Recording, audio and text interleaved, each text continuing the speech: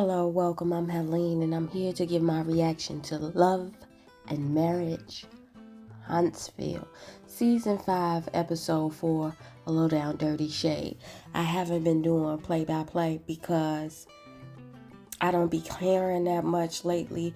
It all feels contrived, like at this point in this show that everybody's in on the production of it.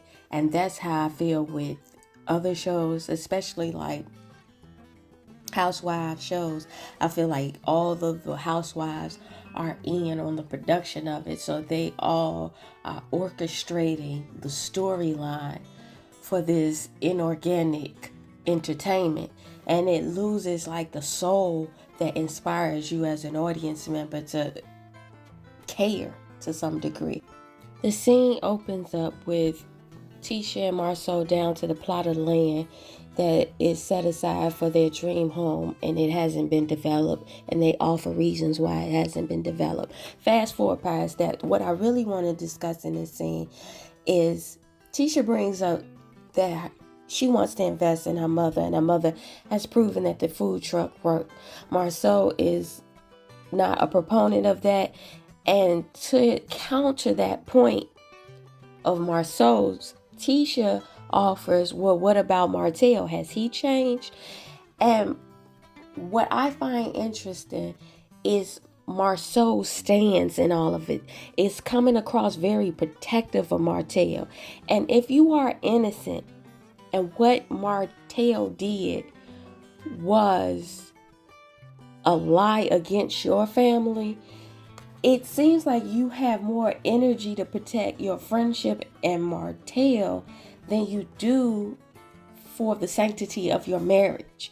I'm not saying disown Martell, but you don't need to have him in the capacity that is so close to things that are valuable to you, like your business. And I think that was Tisha's point. But it's given Boys Club in the way he's going about protecting Marceau, not Marceau, but Martell, as if he was in extreme condition, so we should give grace. But you didn't get grace in being lied on, and your family was jeopardized. Good thing you got a woman like Tisha who ain't gonna question if you're going to the moon or not. She just gonna pack a lunch. Shout out to Robin Harris. Pete would Marceau said at the end to Tisha. Tisha decided that she gonna go talk to Martell on her own. And then he goes as they walk off and say, I tell you one thing, I'll leave behind some rumors. I'm sure you will. The difference is you have Tisha who will not. And I don't know if he's joking, but it sounds like it's not reciprocity on that end, because the rumors you got is wild. But okay. Martell is down to this site to tell Melanika about this rumor about them smashing that came from Destiny, where she got it from Kimmy, that Kimmy got it from Melody. Now, what I really want to talk about is the chain of command of this information, because the information in and of itself I don't really care about. If Martell is smashing this woman, he's single. I don't care.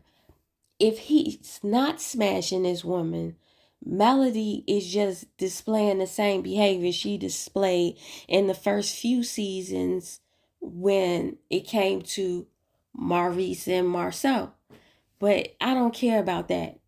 What I do care about is who's messy in this chain of command. And I don't think Destiny is the messy party in this. Because if we just look at the framework of a friendship, I'm going to tell my friend, they out here saying that you smashing a married woman, G. Now, you take that for what it's worth. I'm telling you who told me, so I'm not a chatty patty. So we going to keep it a buck. It's like blockchain. You going to go run it back to see who said what. I'm just letting you know. But as far as Kimmy, she was messy, and I like Kimmy. And Melody was overtly messy, because you finding out that Melanika went to Atlanta, I don't care if she did go to Atlanta to smash Martell all up ways, sideways from Tuesdays. it does not concern you anymore because that isn't your husband. So you offering this information like she could be still smashing him and this what happened with my wedding. It feels like, why tell Kimmy this though? I understand Kimmy offers up this information which feels produced. This whole show feels overly produced. Back to my point. Why run tell Kimmy?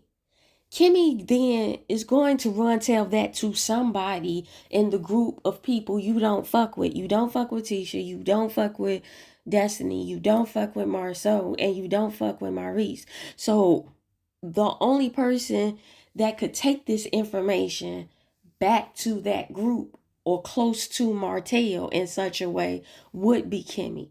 Kimmy is messy for going and running and telling that, because what does it matter? You have this information. Melody said that Martell could be smashing Melonica. The rumor could really die with you until you get some better information, because what does it matter if he is to you? The only person that this shit really concern is Melonica and Melonica's husband. Martell is single. Melody is speaking to her mama in the backyard, and this scene is basically about the Scotts and how ultimately what was the real dynamic between Vanessa and Mark, I believe is his name, or Marcus Scott. Anywho, the Scott brother. I don't care what their dynamic was. You're discussing two adults who, it sound like the way Miss Van is framing it, he was fast forwarding a relationship with her based on some information from his mother, that his mother told him his next wife's name would be Vanessa. Thus, he was speeding up their relationship, and she really wasn't feeling him at the rate he was feeling her, is what I'm getting from all of that.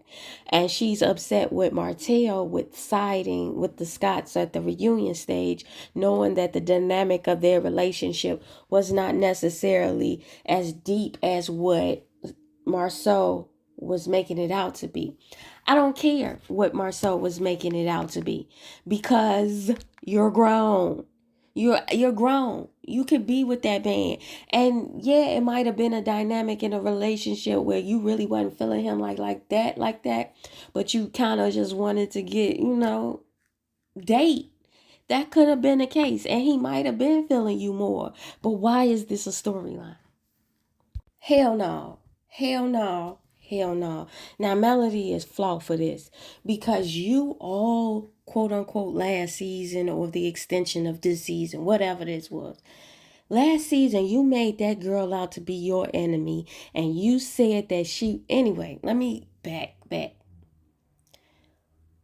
Melody is down here saying that she finna slide on Madonna to support black businesses because Destiny isn't her enemy and she don't hate her.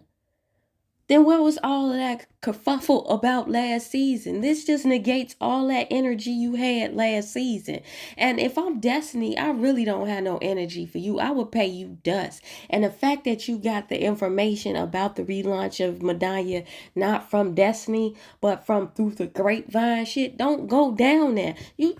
This is the messiness that I be seeing in Melody, that it seems like people don't want to be honest about. You don't have, if you had all that energy last season to not talk to the girl, not want to be in her spaces, not invite her places, but all of a sudden you feel entitled to be in her spaces, in her lunches. And then when she puts out different things, this woman comes out and says she has supported your things despite you ghosting her as a friend and lying, or because I believe Melody is lying about hearing Destiny saying something bad about her. I believe it's a lie because she's yet to say what it was. Despite all of that, Destiny says she supported you or supported Melody. it's coming across disingenuous, especially for the fact that you sitting up here with a shirt with the phrase that you said last season about Destiny, talking about that corny ass line, I got money to make, not friends to fake. You have on the evidence that you're lying. You think that girl is not your friend. So why go down there? Why support her? You wasn't supporting her before. So why now? It just seems produced. Martell is down here talking to Tisha this interview about scope. But it starts off first with Tisha talking about Van, Mark, and the tweets or whatever they doing. I don't care. This part of the storyline is inane. It makes no sense. And grown folks gon' grown folk. What the fuck? Anywho, and why are you telling Martell this? What does it matter to him? He's not married to them.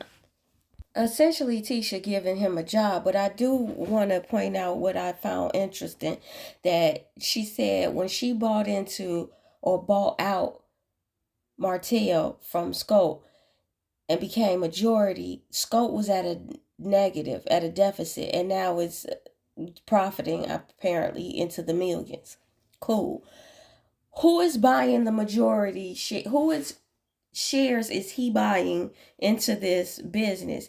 And if he is buying into the business, who maintains majority? Is it your shares going to him and some of Marceau's shares going to him?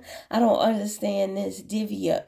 And I feel like she always knew she was gonna let Martell back in, because she just was gonna go with what Marceau felt to begin with, because we learned down at the retreat that Tisha gonna do whatever Marceau suggests anyway. So the guys is down to this bowling football cage or whatever the fuss of drinks, and they chatting about Martell and Marceau doing business together under the leadership of Tisha. I don't care about none of this conversation so far. But what I have gotten from this is the men bore me in this show.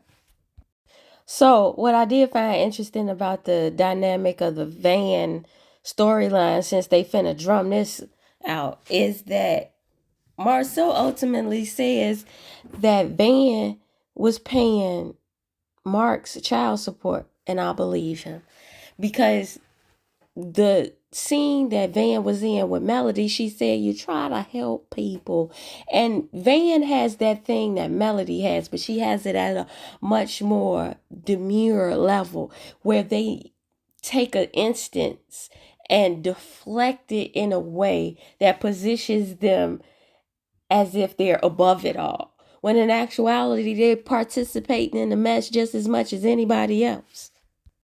Everybody's down here to Madonna's relaunch and the, I guess, redesign of the space of whatever. What I find interesting is when Martell asks Destiny, did you invite Mel? She goes, well, Mel's right here, talking about Melanika. And then he was like, I meant Melody. And she kind of dismissed it. I don't have a problem with her not answering that. Like, stop asking me dumbass questions. She didn't want to be in my space last season. Why the fuck do y'all keep asking me that? Dumbass questions get dumbass responses. I also forgot to say that Miss Wanda is outside setting up a food tent for a cookout, and she's complaining about the process of having to set up this food tent, because she could have already had this done if she had a truck. So it seemed like it's ending with Melody pulling up in this gold G-Wagon. The thing about this is, I feel like she really ain't coming down there for no support of Destiny. She really just wanted to start some shit with the Scotts. And that's cool, but keep it a buck and don't act like you was all for women's empowerment or black business empowerment or whatever framework you're trying to lay out to be above it, when in actuality you just stirring a turd. But that's been Love and Marriage Huntsville. And to the ethos, tell the future I said so.